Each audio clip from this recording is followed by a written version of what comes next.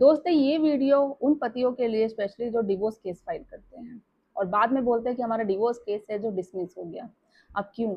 आप लोग एक ऐसी गलती कर देते हो ना, जो आपके पास सबूत भी होते हैं, गवाह भी होते हैं, जो मेन ग्राउंड, अगर आप कोई भी ग्राउंड बता रहे हो डिवोर्स लेने का, सबूत, ग्राउंड, सबूत, विटनेस, कुछ भी है आपके पास, A to Z XYZ कोई भी है, उसके बावजूद होने के बाद भी आपकी डिवोर्स की पिटीशन क्यों खारिज हो जाती है? क्यों आपको डिवोर्स नहीं मिलता है?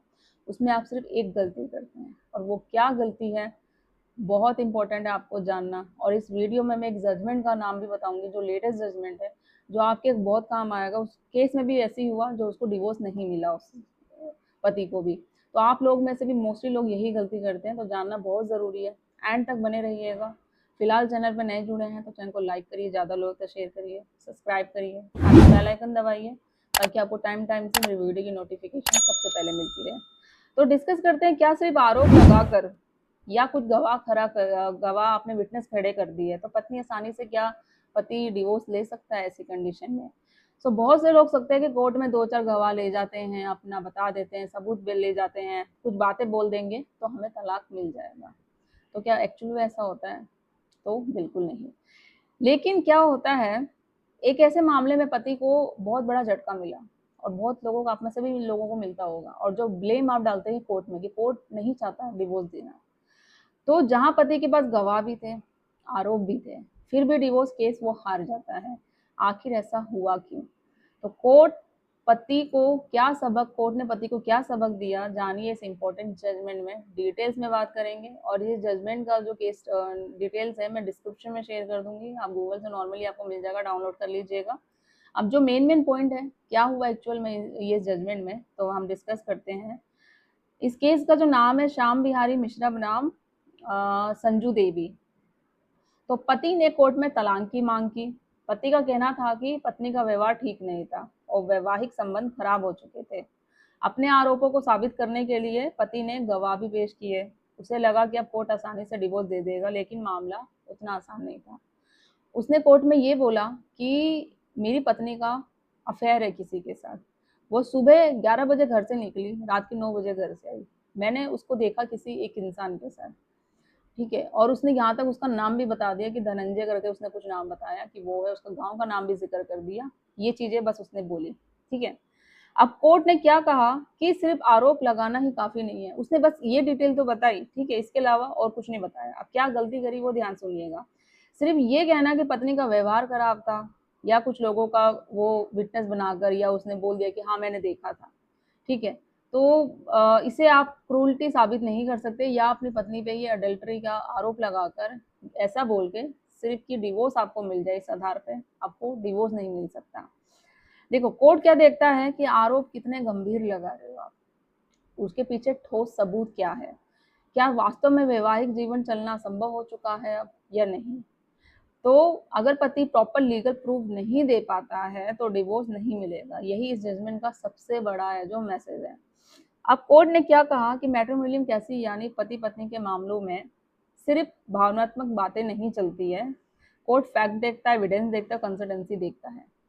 अगर बयान आपका कमजोर हो, स्टेटमेंट, गवाही की बातों में कोई भी ऐसा लगता ही नहीं है कि हाँ ये भी सच है कुछ, या आरोप लीगली प्रूव ना कर पाए आप कोर्ट में, तो डिवोर्स पिटीशन खारिज भी हो सकती है। इस केस में कोर्ट को ऐसा नहीं लगा कि पति अपने आरोपों को उस स्तर तक साबित कर पाया।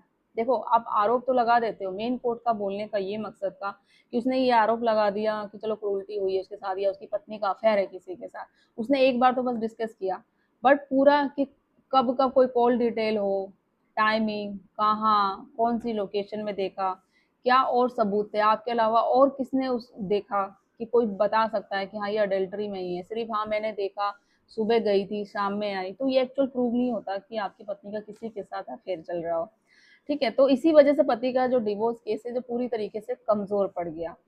अब ये जजमेंट उन लोगों के लिए बहुत बड़ा एक सबक है, जो भी पति डिवोर्स केस फाइल करते हैं, जो सोचते हैं कि सिर्फ आरोप लगाकर आपको तलाक मिल जाएगा। कोर्ट हर मामले में प्रॉपर एविडेंस देखता है, चाहे हस्बैंड हो या वाइफ हो। अगर आप कोर्ट में जा रहे हो ना, तो फैक्ट, डॉक्यूमेंट्स, कंडक्ट और लीगल प्रूफ बहुत इंपॉर्टेंट होते हैं। तो सिर्फ रिश्ते खराब होना ही हमेशा डिवोर्स का आधार नहीं बनता है। तो इस जजमेंट से सबसे बड़ा यही है कि डिवोर्स केस में इमोशन से ज़्यादा इम्पोर्टेंट एविडेंस ही होता है। आप कोर्ट में दिखाओगे, रो के दिखाओगे कि नहीं अब मेरी पत्नी छोड़ के चली गई है, इतने सालों का सेपरेशन है, या वो मुझे डिवोर्स नहीं दे रही है, या साथ में नहीं आ रही, या मुझे डिवोर्स चाहिए। आप अपने बातों को प्रूव ही नहीं कर पा रहे हो। कभी देखो स्टार्टिंग से क्या होता है, एक तो इस केस में जैसे अडल्ट्री, बहुत केसों में आप लोग भी यही करते हैं। एक बोलते हैं कि इसने मेरे पे झूठे केसेस लगाए, दूसरा बोलेंगे अडल्ट्री है मेरा पत्नी के साथ, सॉरी पत्नी का। तो दो ये आप आधार बता रहे हो। अब स्टार्टिंग से क्या होगा, जब भी डिवोर्स की पिटिशन आप लोग फाइल करते हो तो दो आधार तो बता रहे हो आप शुरू से ही कि आपके साथ है, बट फोकस किस पे कर रहे हो आप, सिर्फ अडल्ट्री पे, कि मेरी पत्नी का अफेयर है, मेरी पत्नी का अफेयर है। अब उसको आप साबित नहीं कर पा रहे हो।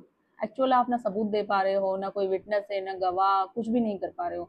तो लास्ट में जाके तो पिटिशन खारिज ही होगी। अब बस गलती ये कर दी आपने डिटेल्स में बताया नहीं, इसलिए सारे सबूत होने के बाद भी, या आपने जो आधार बताया स्ट्रॉन्ग ग्राउंड लिया, फिर भी नहीं हो पाया। आपके पास दूसरा भी ऑप्शन था, क्रूरल्टी, जो आप कह रहे थे कि पत्नी ने आप पे झूठे आरोप लगाए थे।